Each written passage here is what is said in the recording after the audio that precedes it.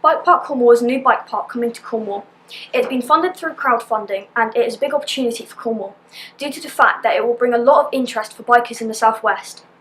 Biking both on-road and off-road in Cornwall has risen in popularity since the start of 2016, but there are still not many places with good off-road tracks in Cornwall. Bike Park Cornwall hopes to address this issue. We are interviewing a key organiser about Bike Park Cornwall. What got me interested in bikes? Well, I suppose I probably had my first bike about the age of 3, and my dad made it for me. And you can go into shops these days and buy things called balance bikes, but when I was a kid, they didn't exist. But my dad was quite handy with a welder, and he made me one from some bits of old metal tubing and some pram wheels. So I had a balance bike before balance bike existed. From then I went into BMX, and then probably when I was about 12 I got my first mountain bike, and I've remained biking ever since then really, and now I'm 44 years old. I suppose Bike Park Cornwall came out of having a love for bikes and for there not really being enough really good facilities in Cornwall. And me and my friends spend quite a lot of time driving up and down the motorway, going to Wales, going to other parts of the country. And everybody said the same thing. We would all drive back saying, that was a brilliant weekend. Why haven't we got something like this down here in Cornwall? So I took it upon myself with a couple of friends to say, okay, let's see if we can make this happen. Probably not all levels, no. If we look at what we've already got here in Bodmin, you're probably familiar with Lanhydrock and the trails there, and Cardinham and the trails there. And they've been, on purpose, they've been designed as sort of more entry-level, intermediate facilities. And with Bike Park Cornwall, we don't want to duplicate anything that's already there at those two places. So we are aiming more at the intermediates and advanced and expert level of mountain biking. And it's all about progression really, and making the most of the facilities that we've got. Bike Park Wales is a really good example. They've been very successful there. And we will probably follow the similar kind of pricing.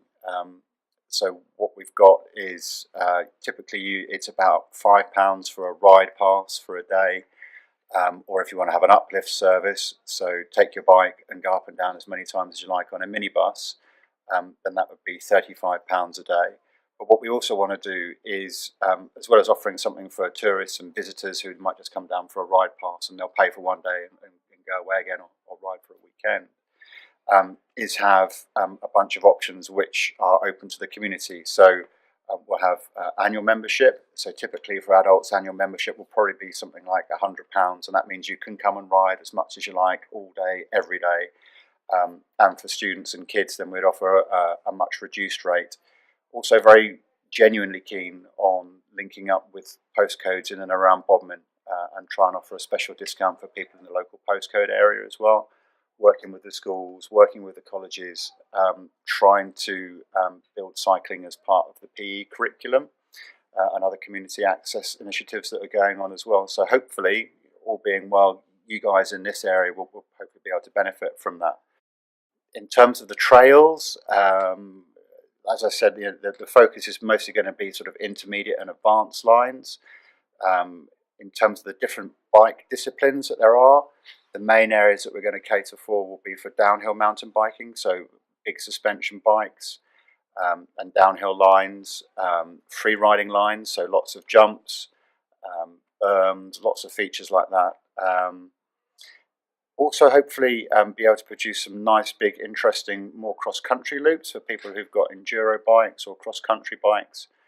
And hopefully, over the fullness of time, we're also looking to possibly try and link all of the facilities in and around Bodmin together to put in a really nice, big, long cross-country loop that goes through the train station, in through Bodmin, through all the trail centres, and connect the whole lot together. Yeah, I really hope so. I mean, already we've got well over 2,000 people following Bike Park Cornwall on Facebook.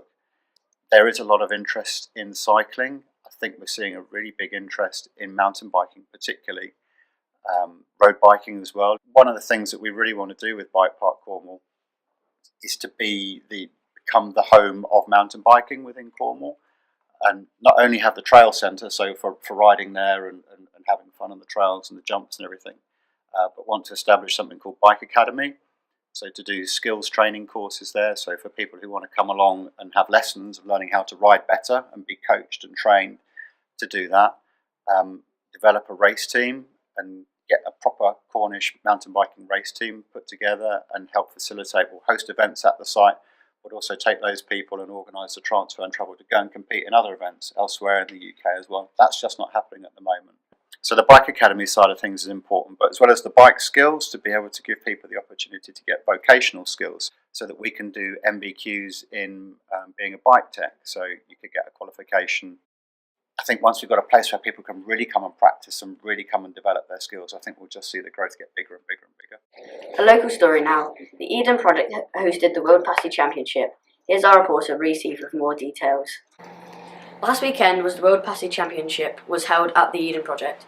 This is the 6th World Pasty Championship that the Eden Project has hosted, and it's incredible how they're making the Cornwall community celebrate their beloved pasty. In addition to this year's competition is the gluten-free category.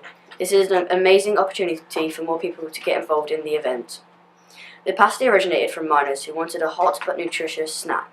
Miners never used to eat the crimp, they used to hold that with their dirty miner hands and eat the meat and throw the crimp away to the Cornish pixies.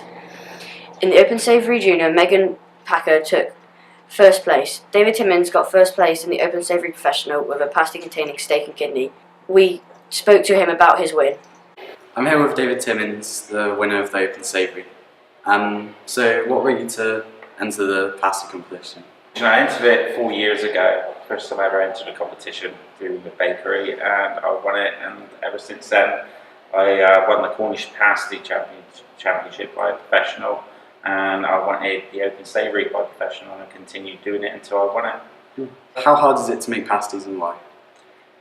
It's not hard to make a pasty, probably the biggest skill in it is the crimping pasty. You can put any filling into the pasty that you want.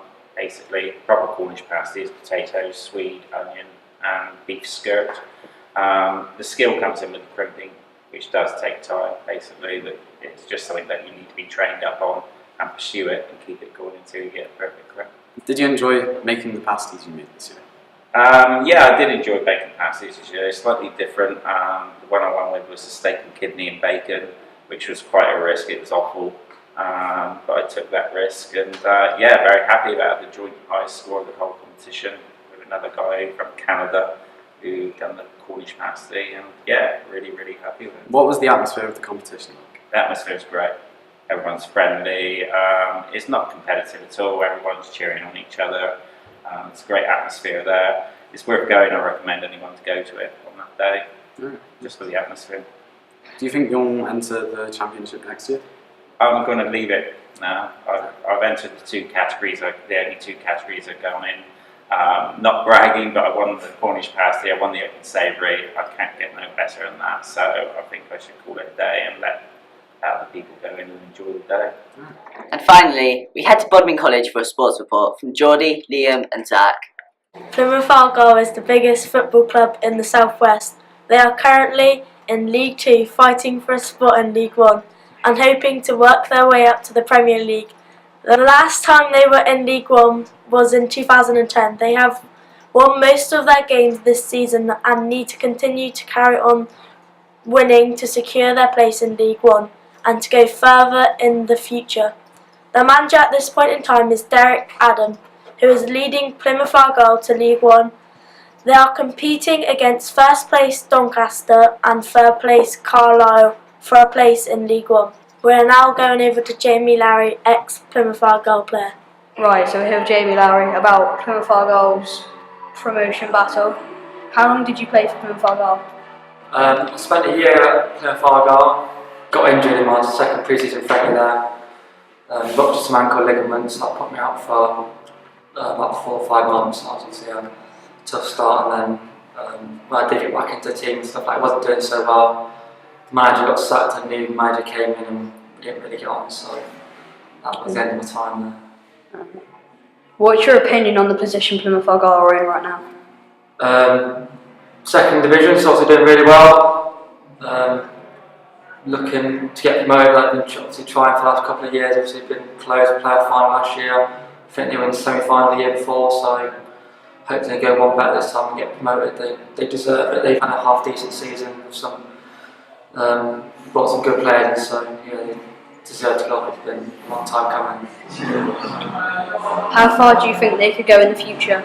As far as they wanted, really, go right to the top. No reason why they can't go to the Premier League. Look at teams like Bournemouth, and they haven't got half as big a fan base as Plymouth have, or even the city around it, surrounding areas, stuff like that. Plymouth have massive potential to go all the way to the top of the Premier League, or all the way into the Premier League if that's what they wanted to do. Obviously, have to back it financially and put the funds in and obviously bring in better players, but the potential is there to go right to the top.